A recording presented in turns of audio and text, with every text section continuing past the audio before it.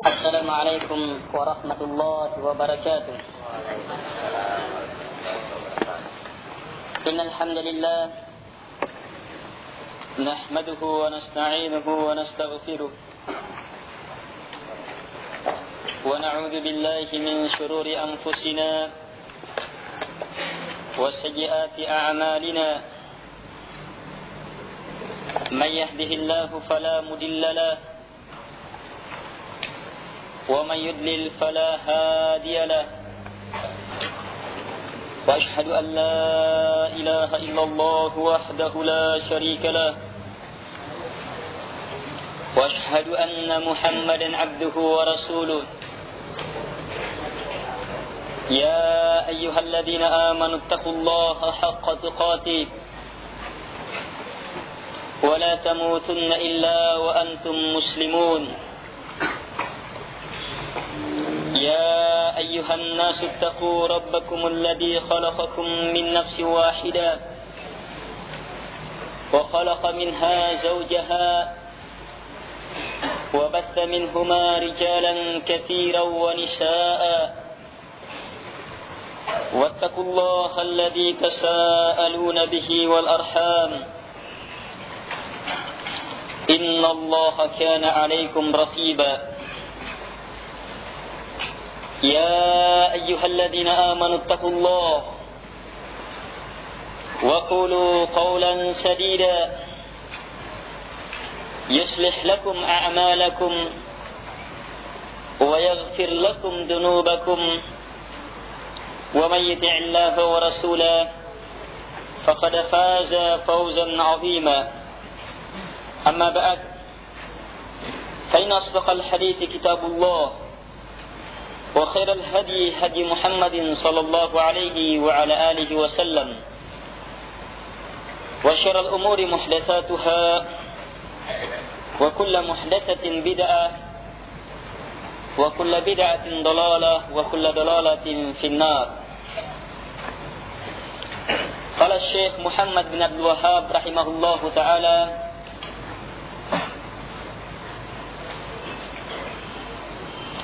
وكل مرتبة لها أركان فأركان الإسلام 5: شهادة أن لا إله إلا الله وأن محمد رسول الله وإقام الصلاة وإيتاء الزكاة وصوم رمضان وحج بيت الله الحرام.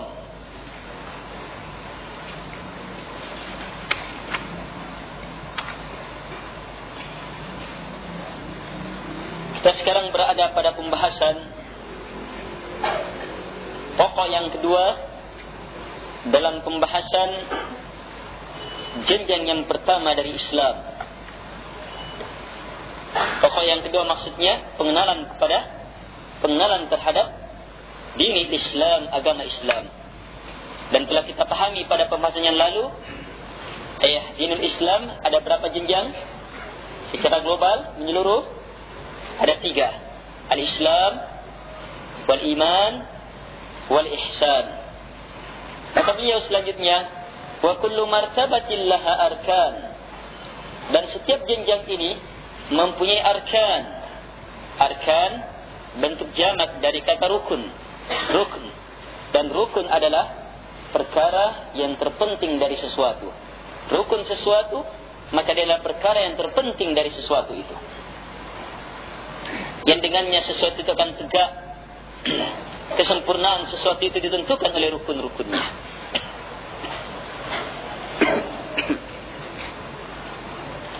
Baik. Farkanul Islami 5. Maka rukun Islam itu ada 5 tabi'ah. 5 perkara ini. Dalilnya banyak.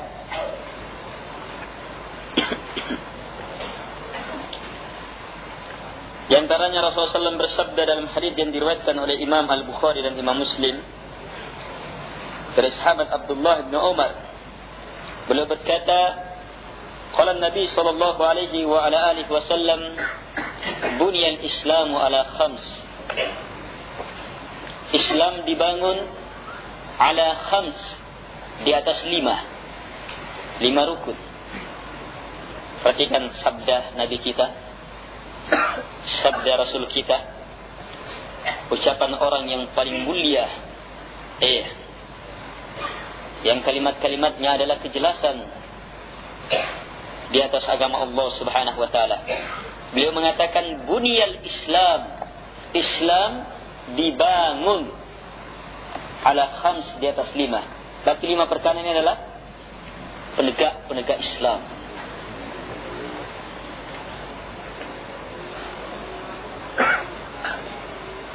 Kalau Nabi kumpulkan 5 perkara ini, maka betul-betul 5 perkara ini adalah perkara yang sangat luar biasa, yang harus kita perhatikan kalau kita ingin tegak di atas Islam.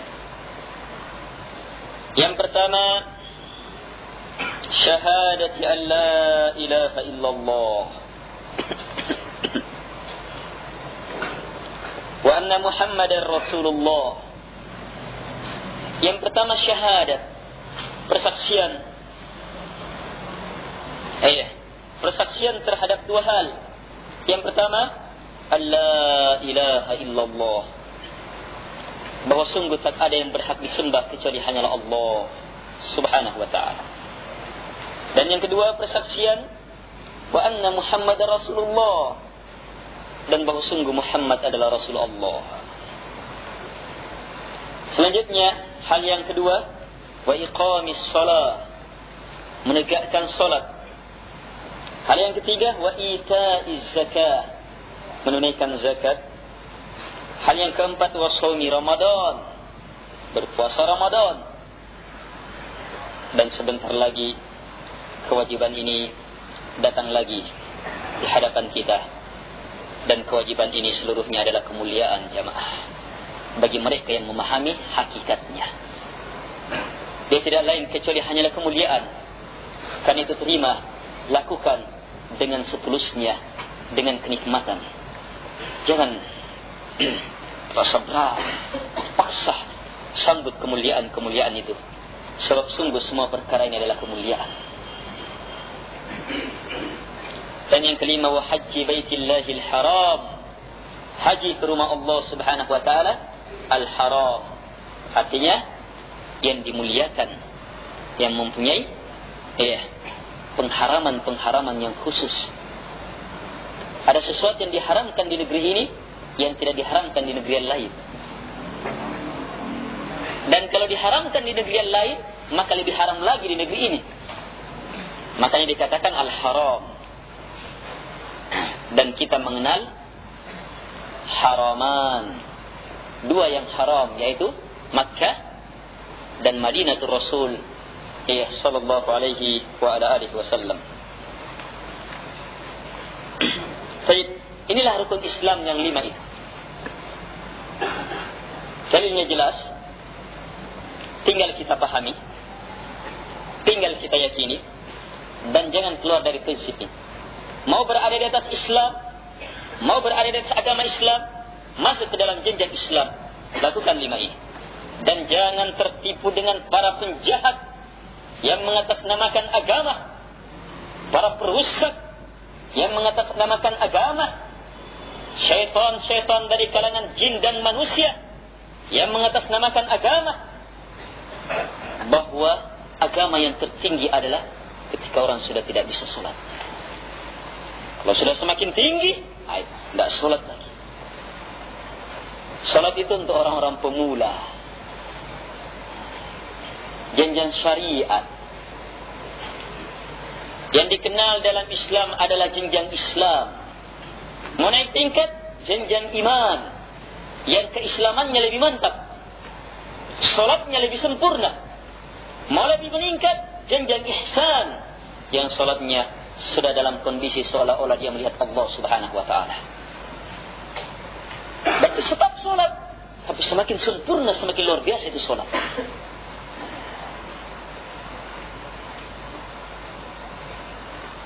Tidak sebagaimana dikatakan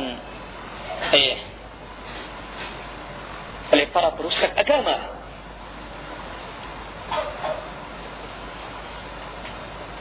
ini jamaah tidak sedikit jumlahnya di Indonesia. Dan ini adalah salah satu sebab datangnya bencana di bumi persada Indonesia ini. Ini salah satu sebab besar datangnya bencana.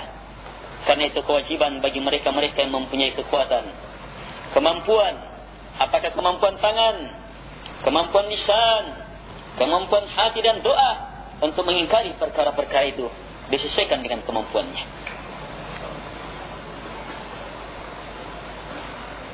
Dan usaha itu adalah usaha perbaikan. Dan yang namanya perbaikan adalah perbuatan yang terpuji di hadapan orang-orang yang berakal. Jemaah yang dimuliakan oleh Allah Subhanahu wa taala.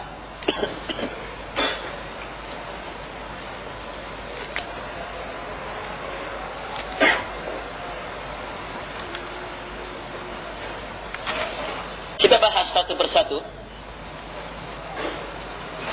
Kata beliau rahimahullahu taala, fadalilus syahadati qauluhu ta'ala, syahidallahu annahu la ilaha illahu wal malaikatu wa ulul ilmi qa'iman bil qist, la ilaha illahu wal azizul hakim. Dalam surah Ali Imran ayat 18. Adapun dalil syahadat yang pertama dulu terbahas. Dalilnya kata beliau, firman Allah Subhanahu wa taala, syahidallah. Allah Subhanahu wa taala bersyahadat. Coba lihat. Allah Subhanahu wa taala bersyahadat. Maknanya bersaksi. Syahadat artinya bersaksi. Allah yang langsung bersaksi bahwa annahu la ilaha illahu, bahwa sungguh tak ada yang berhak disembah kecuali hanyalah Dia. Siapa lagi yang mempersaksikan persaksian dahsyat luar biasa ini, yang tiada tandingannya dan tidak akan mungkin ditandingi? Wal malaikah, kata Allah Subhanahu wa taala, dan seluruh malaikat. Al malaikah bentuk jamak, mencakup seluruh malaikat.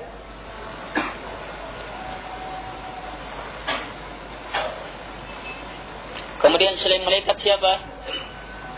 Jin, manusia. Siapa yang mempersaksikannya? Allah Subhanahu wa taala sebutkan sifatnya. Wa ulul ilmi, dan orang-orang yang diberi ilmu.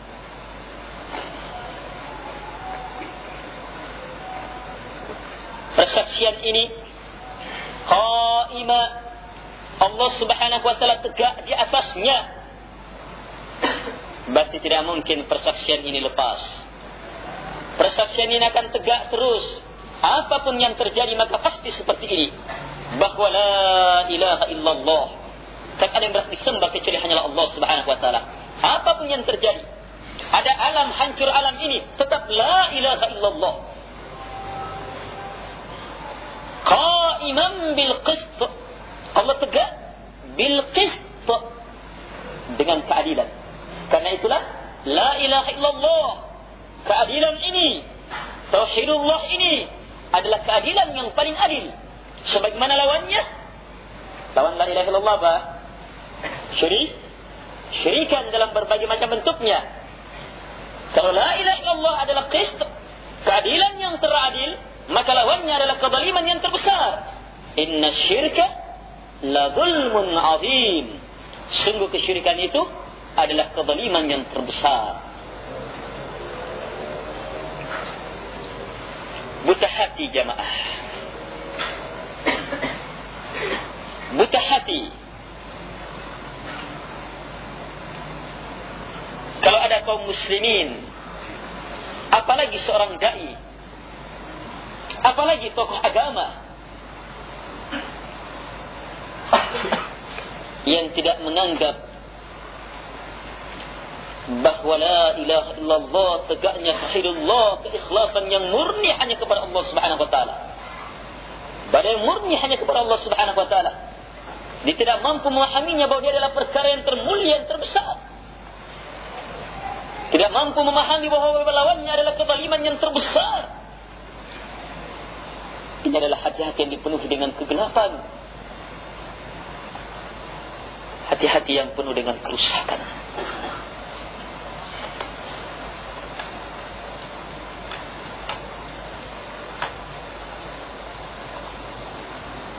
Allah ulangi, la ilaha illahu. Sungguh tak ada yang berhak disembah kecuali hanyalah Dia. Al-Azizul Hakim. Dia Allah Al-Aziz, Maha perkasa, Maha menundukkan, Maha mengalahkan segalanya.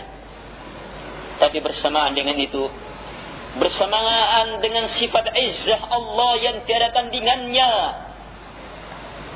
Allah Subhanahu wa taala Al-Hakim, Maha bijaksana. Beda dengan makhluk yang kadang mempunyai izzah, keperkasaan, tetapi jauh dari nilai-nilai hikmah, terjerumus dalam kezaliman, memanfaatkan keperkasaan dan kekuatannya untuk menindas dan menzalimi. Sebaliknya, di antara makhluk ada yang mempunyai hikmah, ilmu, hikmah, tetapi rendah, tidak punya kekuatan untuk memantapkan hikmah itu. Dia tidak punya kekuatan untuk menegakkannya. Sekedar mampu menyampaikan dan yang semisal itu. Tetapi direndahkan, terkucil dan yang semisalnya. Tidak mempunyai izzah.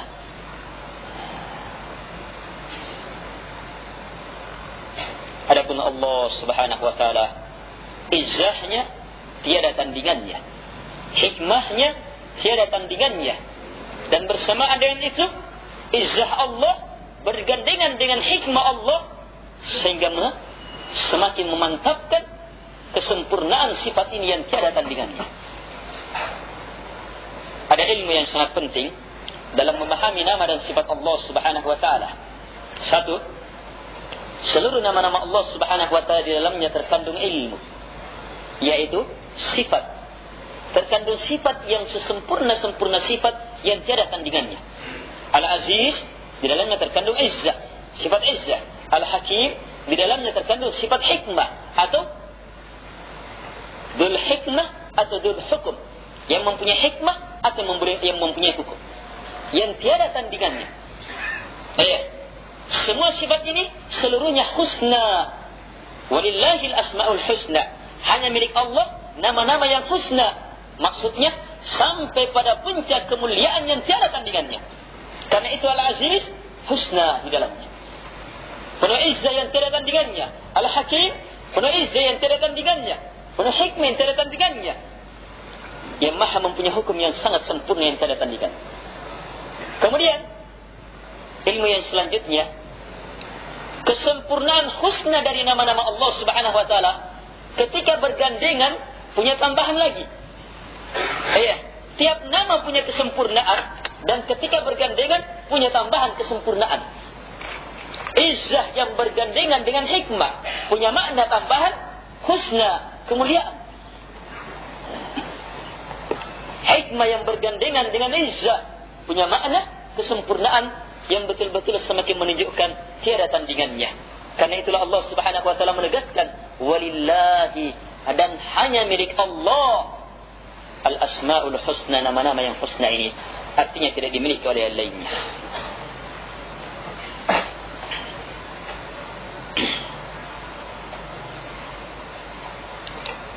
Dari sinilah dikenal tauhidul asma was sifat, pengesaan kepada Allah dari sisi nama-nama dan sifatnya. Siapa yang meyakini, memahami bahwa namanya makhluk sama dengan namanya Allah dalam tinjauan ini, maka dia telah melakukan kesyirikan, dan syiriknya syirik akbar. Fala taj'alu lillahi andada. Jangan sekali-sekali kalian menjadikan tandingan untuk Allah Subhanahu wa taala. Hal ta'lamu lahu samia? Apakah kamu tahu ada yang semisal dengan Allah Subhanahu wa taala? Sama, termasuk dalam nama dan sifatnya.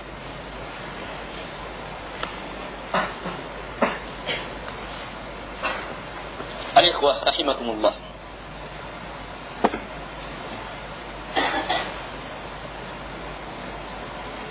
Luar biasa. Al-Azizul Hakim, dia saja yang berhak untuk disembah. Luar biasa jamaah, persaksian yang semulia-mulia persaksian yang langsung dipersaksikan oleh Allah Subhanahu wa taala. Sungguh tak ada persaksian yang lebih dahsyat, lebih mulia, lebih luar biasa, lebih hebat, lebih bernilai yang mengalahkan persaksian la ilaha illallah ini. Karena itulah jamaah, timbangannya dalam mizan tidak ada yang mengalahkannya. Kekuatannya dalam menghancurkan dosa betul-betul luar biasa.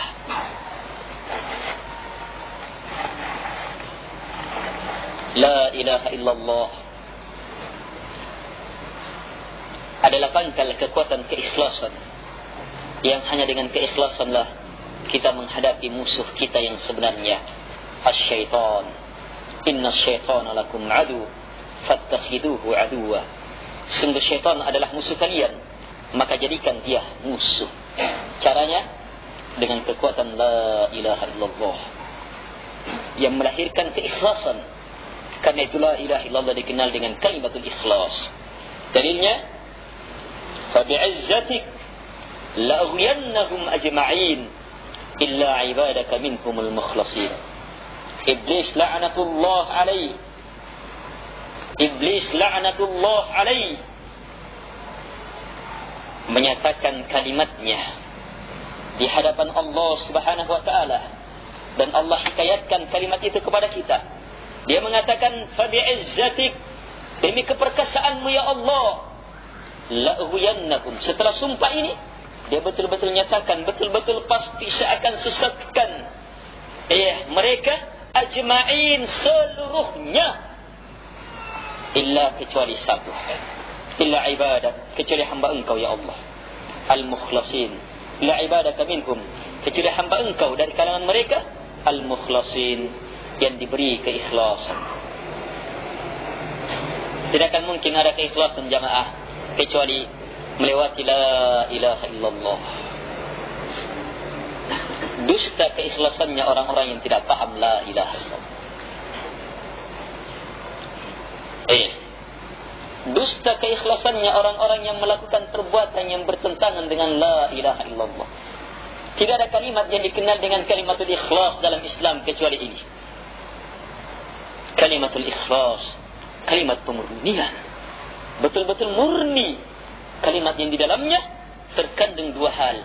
Lihat kata beliau, wa ma'naha la ma'budu bihaqqin illallah, la ilaha nafiyan jami'a ma yu'badu min dunillah illallah, muthbitan al-ibadata lillahi wahda la syarika lahu fi ibadati kama annahu la syarika lahu fi mulkih. Makna persaksian ini adalah la ma'budu bihaq. Jadi la ilaha maknanya la ma'budu bihaq, tak ada sembahan yang hak illallah, kecuali hanya Allah Subhanahu wa taala. Berarti la ilaha adalah kalimat nafian kata beliau. La ilaha adalah nafian, kalimat penafian. Jami'a ma yu'badu min dunillah, semua yang disembah selain Allah Subhanahu wa taala. Ingat, kalimat penafian sembahan, kalimat penafian ibadah kepada semua siapapun juga selain Allah Subhanahu wa taala. Perhatikan makna ini. Kemudian illallah adalah musbitan, kalimat penetapan. Penetapan apa? Al-ibadah, ibadah lillah, hanya untuk Allah semata, la syarikalah, tidak ada sekutu baginya. Tidak ada sekutu bagi Allah fi ibadatihi, dalam ibadah kepadanya. Sebagaimana tidak ada sekutu bagi Allah Subhanahu wa taala dalam menguasai alam semesta. Penguasaan terhadap alam semesta dipahami, ditetapkan, diyakini, diakui oleh orang-orang musyrikin. Tapi dia tidak mau lanjutkan, bahawa kalau begitu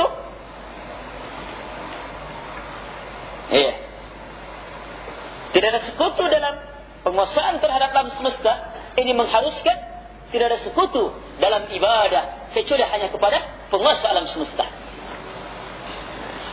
Ketika masuk ke dalam pembahasan tidak ada sekutu dalam ibadah, maka di sinilah orang-orang musyrikin gugur. Dan di sinilah perbedaan antara kaum muslimin dengan orang-orang musyrikin.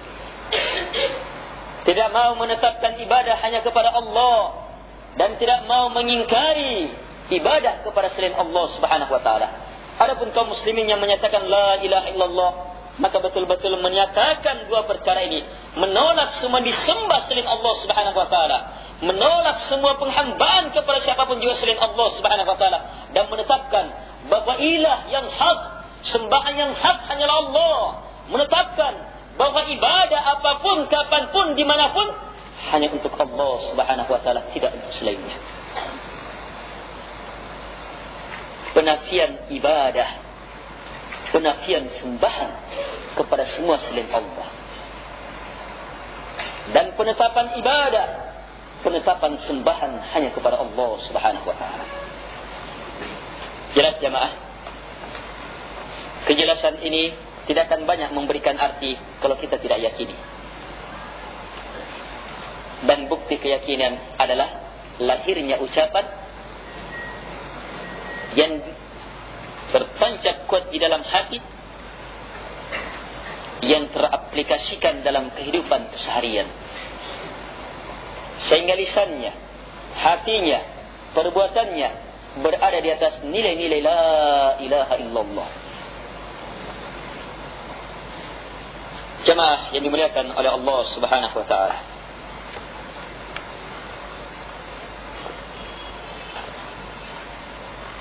pahami makna ini.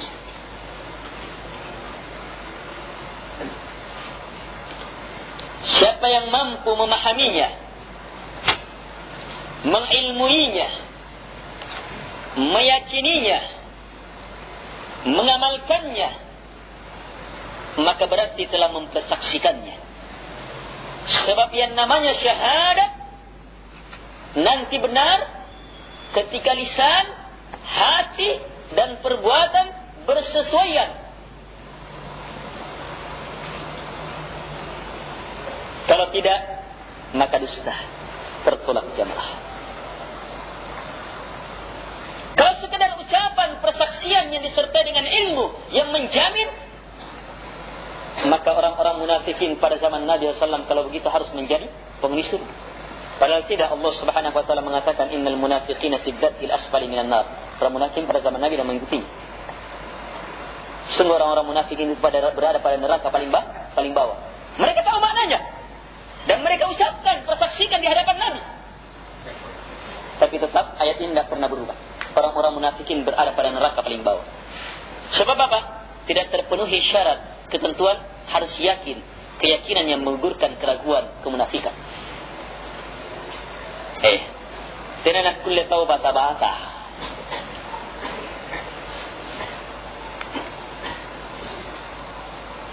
Harus yakin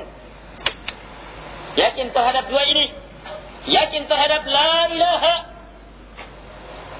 Semua disembah selain Allah adalah batil. Semua penghambaan kepada selain Allah adalah batil. Yakin dan tidak ragu.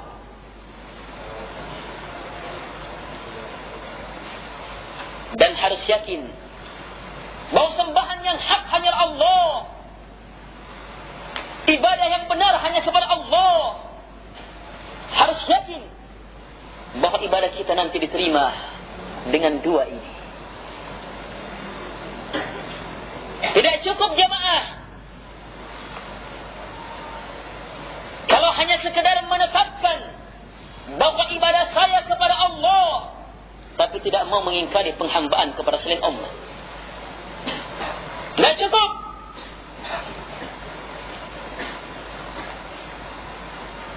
Justru inilah keadaannya orang-orang musyrikin pada zaman Nabi SAW. Mereka mengakui Allah adalah sembahan. Mereka beribadah kepada Allah, tapi kepada selain Allah tidak diingkari. Boleh juga. Itu pun ketika mereka beribadah kepada selain Allah, apa maksudnya? liqarribuna ila Allah zulfa. Allah jelaskan dalam surah Az-Zumar ayat 3. Ucapan mereka, "Ma na'buduhum illa liqarribuna ila Allah zulfa." Kami tidak menyembah mereka selain Allah itu. Kami tidak tetapkan mereka selain Allah itu kecuali satu maksud kami, liqarribuna, supaya mereka itu mendekatkan kami, yuqarrib, mendekatkan kami, supaya menjadikan kami itu qarib. Kemana? Ila Allah, kepada Allah, dekat dengan Allah. Zulfa, dengan sedekat-dekatnya, bukan sekadar dekat, ingin sedekat-dekatnya. Coba lihat maksudnya. Dan ternyata maksud ini tidak mengeluarkan mereka dari orang-orang musyrikin yang menjadi penghuni neraka paling bawah.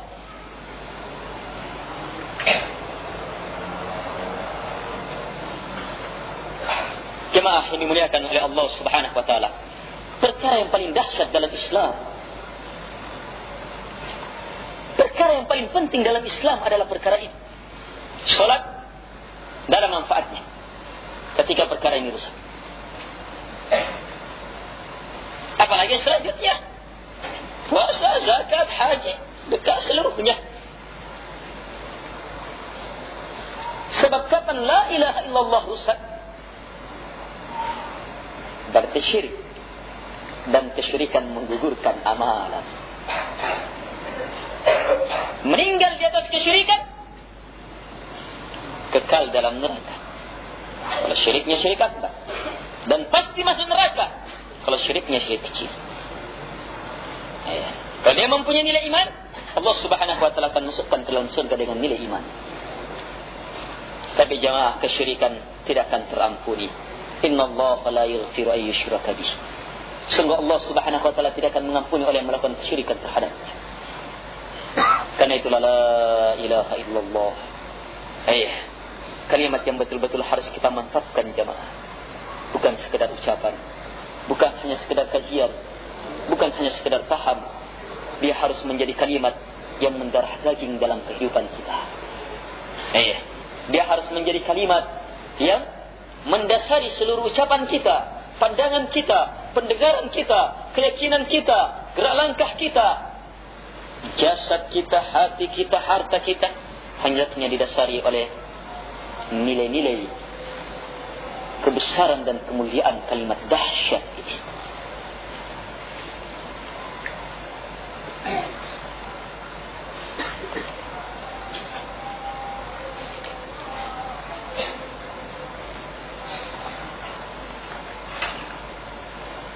Jemaah yang dimuliakan oleh Allah Subhanahu wa taala, perhatikan jemaah, wa ulul ilmi. Ketika Allah Subhanahu wa taala sifati wa ulul ilmi, kalangan jin dan manusia yang mempersaksikan kalimat luar biasa ini, Allah Subhanahu wa taala sifati mereka dengan ulul ilm, orang-orang yang berilmu. Artinya, disinilah ukuran keilmuan. Paham ini orang berilmu di hadapan Allah Subhanahu wa taala. Tidak paham ini, tidak mau mempersaksikan perkara ini, orang yang bodoh dengan sebodoh-bodoh orang. Ulaika kal an'ami bal hum adall. Mereka itu seperti hewan ternak, bahkan lebih rendah, lebih hina dari hewan ternak.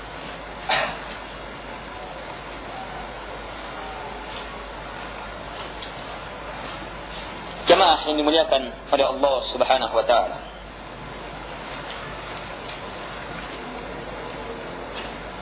jadi jelas ya makna kalimat ini. La ma'budu bihaqqin illallah. Kalau kita tidak pakai ba, dibaca la ma'budu haqqun illallah. Jadi ada kalimat hak yang merupakan khabar dari la, dan ini yang hak, ini yang benar, yang tidak ada selainnya. Sebab ini yang bersesuaian dengan firman-firman Allah Subhanahu wa taala seluruhnya. La ma'budu haqqun, tidak ada sembahan yang hak illallah, kecuali hanya Allah. Artinya sembahan yang hak hanya Allah, selainnya tidak hak. Apa lawannya hak? Batil. Ini bersesuaian dengan ayat Allah Subhanahu wa taala berfirman, Dalam surah Al-Hajj ayat 62, "Dzalika bi anna Allah huwal haqq wa anna ma yad'una min dunihi huwal batil wa anna Allah huwal aliyyul kabir." Yang demikian itu karena Allah Subhanahu wa taala semata yang hak. Ini Allah. Terus wa anna ma yad'una min duni, dan bahwa sungguh semua yang mereka sembah, yang mereka doa, mereka ibadahi min duni selain Allah, apa hukumnya Allah terhadap mereka? Huwal batil, adalah batil. Cocok kan? Tepat sesuai dengan hukum Allah Subhanahu wa taala. Kalau kita maknai dengan makna yang lain tidak akan cocok. Ada yang memaknainya dengan makna la ilaha illallah, artinya la rabba illallah. Artinya apa? Tidak ada penguasa, tidak ada pencipta, tidak ada pengatur, tidak ada penentu hukum kecuali hanyalah Allah Subhanahu wa taala. Dengan ini kita Islam.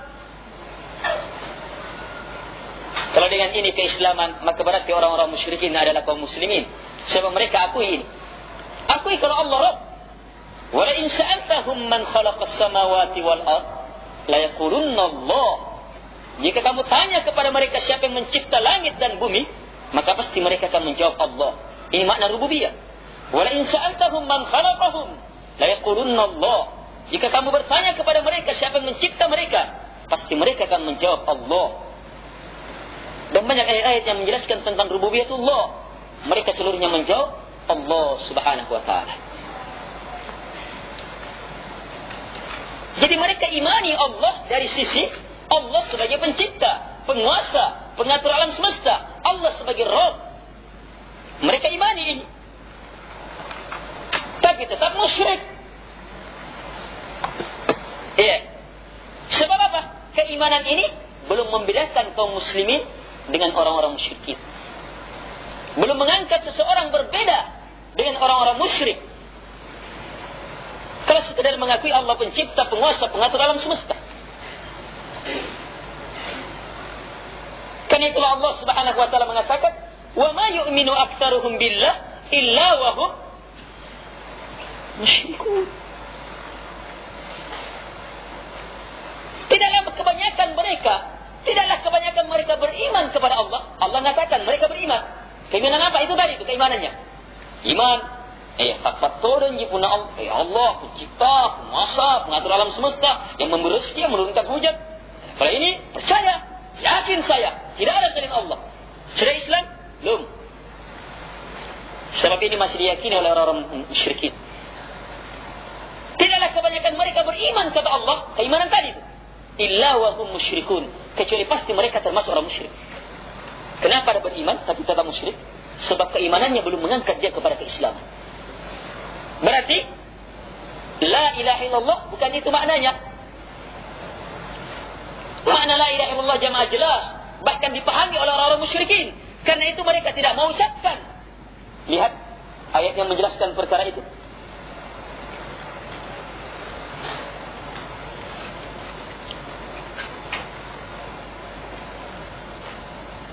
Innahum kanu idza qila lahum la ilaha illallah yastakbirun wa yaquluna a inna latarik. Akan mereka yastakbirun. Mereka tidak mau menerima. Takut terhadap dirinya. Tidak mau. Apa kata mereka? Yaqulun, mereka mengatakan, a inna latariku alihatina li syairin majnun. Apakah kami harus meninggalkan alihatina, sembahan-sembahan kami karena penyair gila? Kenapa ucapan ini diucapkan? Sebab dia pahami, kalau ucapkan la ilaha illallah, berarti harus apa? Meninggalkan semua sembahannya. Ketika mereka disuruh mengucapkan la ilaha illallah, Allah Subhanahu wa taala jelaskan ucapan mereka yang lain. Mereka mengatakan, aja'alal alihata ilaha wahida. Inna hadha la syai'un ujab. Mereka jawab apa? Apakah dia ini mau menjadikan yang disembah itu hanya satu? Sungguh ini adalah perkara yang mengherankan. Tidak mau mereka terima.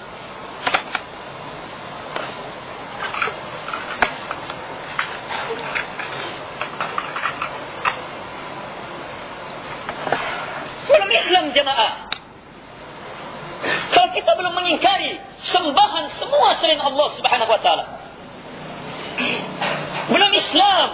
Kalau kita tidak menjaga diri kita dari ibadah kepada siapapun juga selain Allah Subhanahu wa taala. Dan keislaman hanyalah dengan menetapkan bahawa yang berhak disembah hanyalah Allah dan menyerahkan ibadah hanya kepadanya, tidak kepada selainnya. Harus tolak semuanya. Jemaah yang dimuliakan oleh Allah Subhanahu wa taala. Jadi penafian ibadah, penafian sembahan, bukan penafian rububiyah, Rabb. Sebab itu diakui oleh orang musyrik.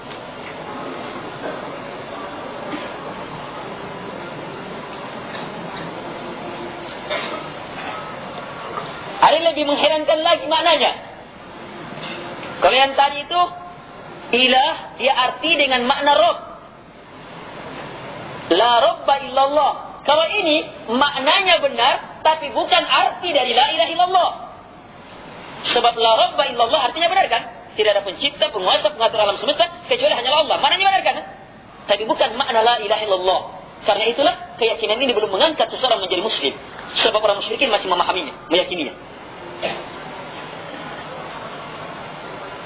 Tapi ada juga makna yang diungkap oleh sebahagian orang. Mereka mengatakan la ilaha illallah artinya la mawjuda illallah.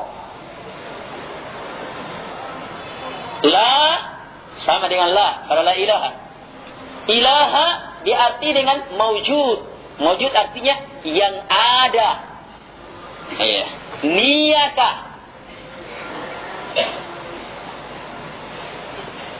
Tidak ada yang ada illallah kecuali hanya Allah. Ini katanya makna la ilaha illallah yang paling hebat. Yang dengannya semuanya yang ada sudah diakui sebagai Allah. Sebab tidak ada yang ada kecuali hanya Allah. Artinya kapan dia ada maka dia adalah Allah. Begitu kan? Karena itu banyak Tuhannya yang seperti ini. Sampai-sampai dia mengangkat dirinya sudah menjadi Tuhan. Seperti Ibnu Arabi,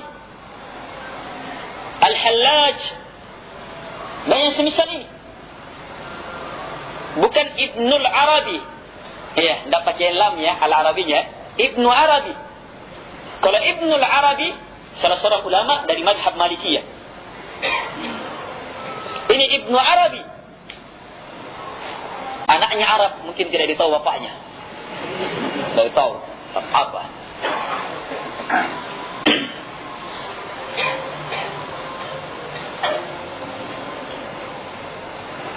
Sampai-sampai mengatakan sama saja kalau saya katakan subhanallah atau subhani. Maha suci Allah atau maha suci saya. Dan ini jamaah banyak. Ini ada. Zaman ini ada tetap perkara ini.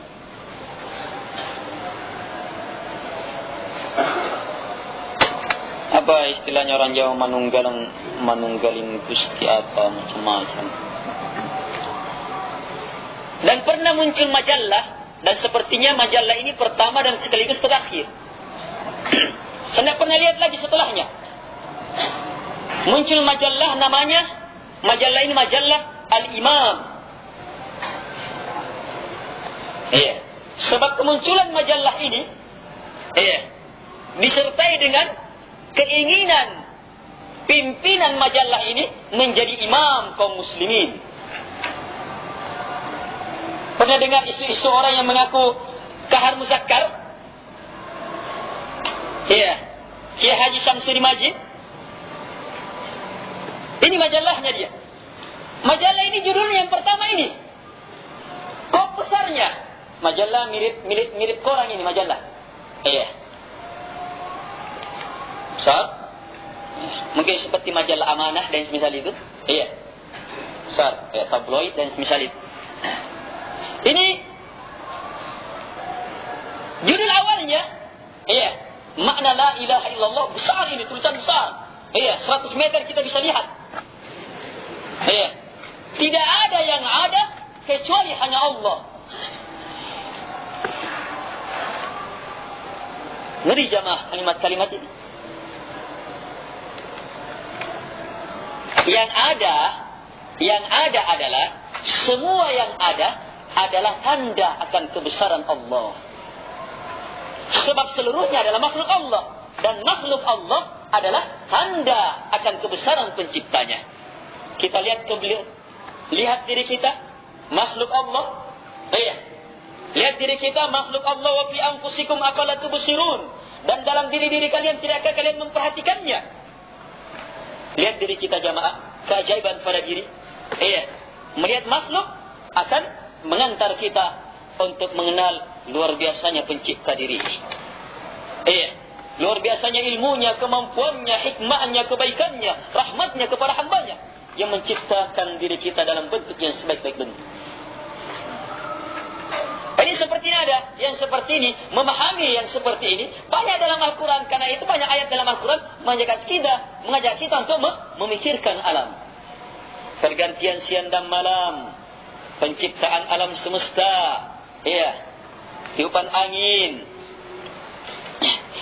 memperhatikan diri, bagaimana berjalannya perahu-perahu di lautan, dan yang semisal itu. Kita diajak untuk memikirkannya. Sebab apa? Berfikir tentang makhluk-makhluk Allah. Berarti apa? Berfikir tentang ayat-ayat Allah Subhanahu wa ta'ala. Bukan artinya berfikir tentang Allah. Akhirnya diarahkan yang ada ini adalah Allah Subhanahu wa ta'ala.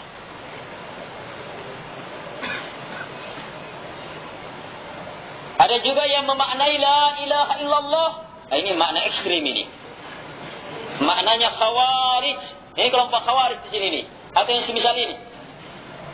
La ilaha illallah, la hakima illallah. Artinya tidak ada pemberi hukum kecuali hanya Allah. Yang dia maknai lebih jauh. Kita belum berla ilaha illallah, belum Islam sebelum kita menegakkan hukum Allah. Karena itu kita di Indonesia ini masih kafir. Sebab Indonesia belum berhukum dengan hukum Allah. Pukul rata semuanya. Presiden sampai tukang sapunya. Berarti dia juga kafir sebab berada di Indonesia. Dia kafir menurut dia. Apa menurut Al-Quran dan Sunnah? Kita tidak pahami dengan paham seperti itu.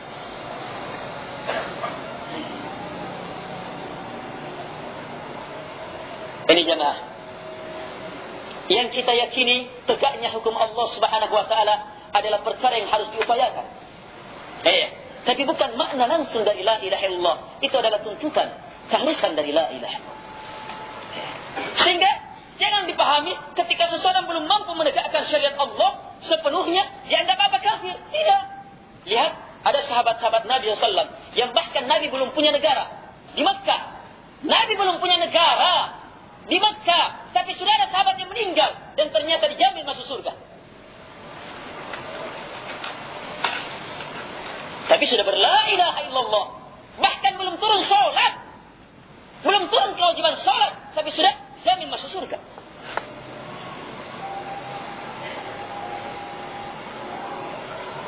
Ini ikhwah, la ilaha illallah jaminan.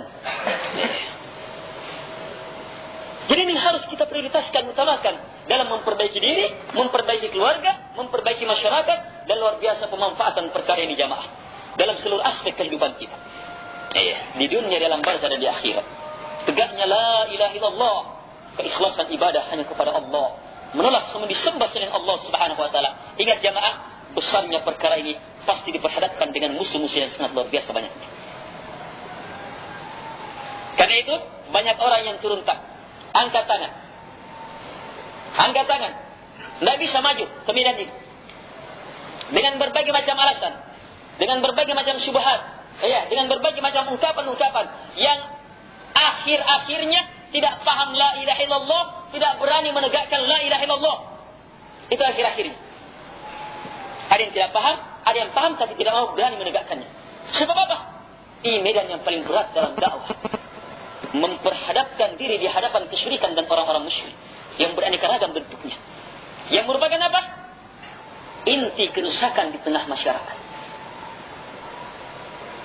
Iya. Kita berantas korupsi. Orang kafir juga ayo berantas korupsi. Ikut sama-sama. Kita berantas narkoba. Orang kafir juga. Bahkan orang kafir paling hebat dalam memerangi rokok. Karena negeri kita dalam memerangi rokok. Iya. Keluar dana berapapun banyaknya dalam rangka memerangi rokok. Perkara-perkara yang bisa merusak. Perlu semua itu. Tuntunan agama perlu. Tapi umur jamaah ini singkat. Kita perlu kerja yang terbaik sesuai dengan umur. Kemudian selanjutnya. Ilmu kita, kemampuan kita juga menelah terlalu pendek, singkat. Perlu yang pertama, yang paling wajib, yang paling utama.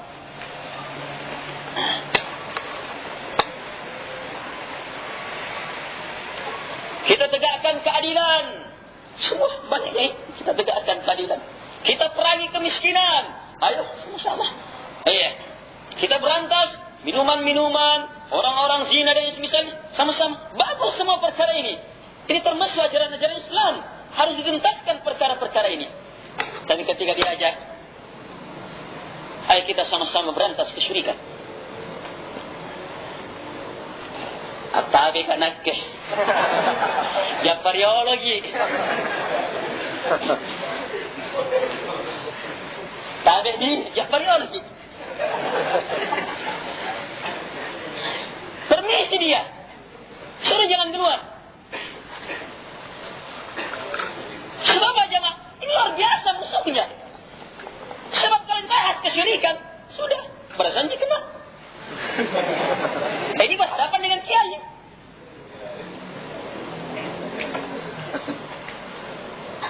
Padahal ini harus terbahas. Apalagi negeri sudah diperhadapkan dengan bencana-bencana besar. Tak satu pun bencana yang Allah beritakan dalam Quran kecuali pasti sebab besarnya adalah kesyirikan. Dan apa yang terjadi di negeri kita tidak lepas dari kesyirikan. Merata jemaah.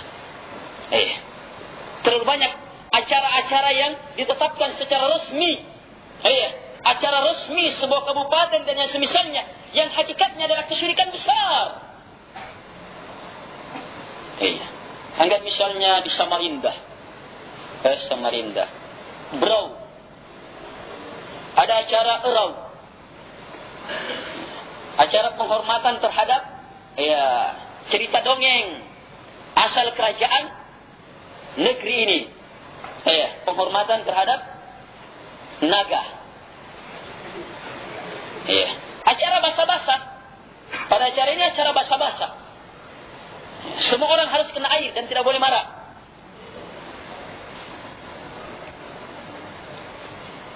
Dilepaslah naga buatan. Yang setelah dilepas di sungai orang berebut jadi ambil ininya, ambil itunya. Dalam rangka menghormati, membesarkan, memuliakan makhluk dari dongeng. Luar biasa gobloknya manusia. Makhluk dari dongeng. Berarti bukan makhluk, sekedar dongeng. Sesuatu yang tidak ada dibesar-besarkan.